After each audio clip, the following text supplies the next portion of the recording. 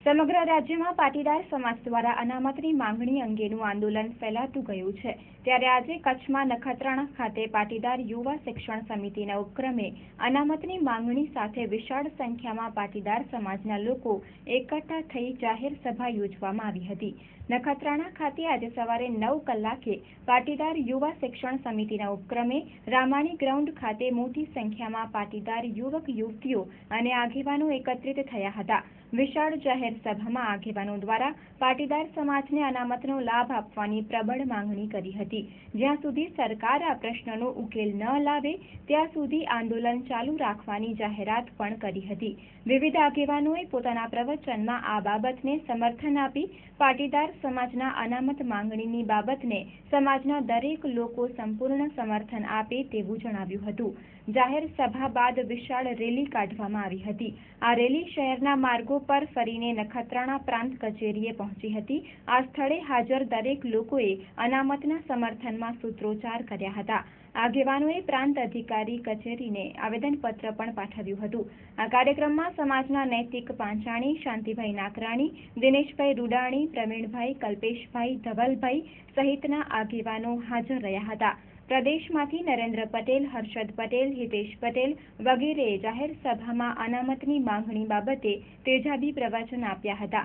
Rally દરમિયાન અનિચ્છનીય બનાવને ટાળવા પૂરતો પોલીસ બંદોબસ્ત ગોઠવવામાં આવ્યો હતો। અમારી આગામી સ્ટ્રેટેજી 25 તારીખે ગુજરાતમાં એક વર્લ્ડ ક્લાસ મહારેલી યોજવાની સ્ટ્રેટેજી છે।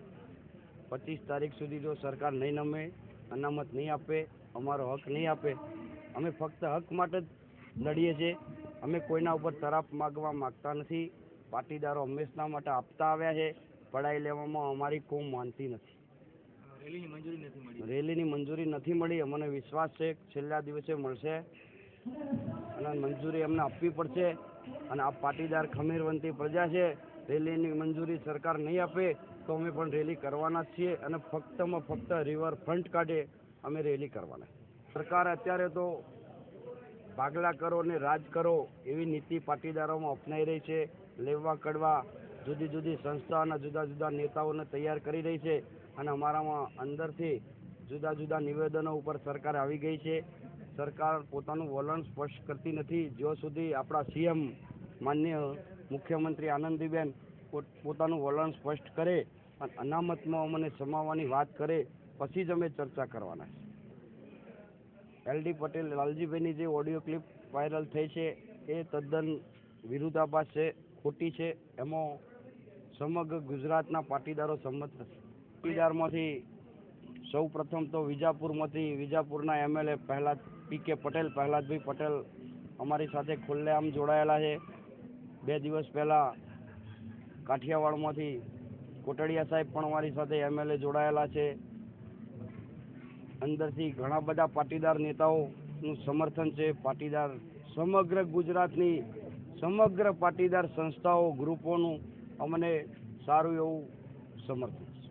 જે નેતાઓનો ટેકો નથી મારે સ્પષ્ટ કહેવાની જરૂર નથી, પણ એ નેતાઓ માટે અમે 25મી રણનીતિ જાહેર કરીશું।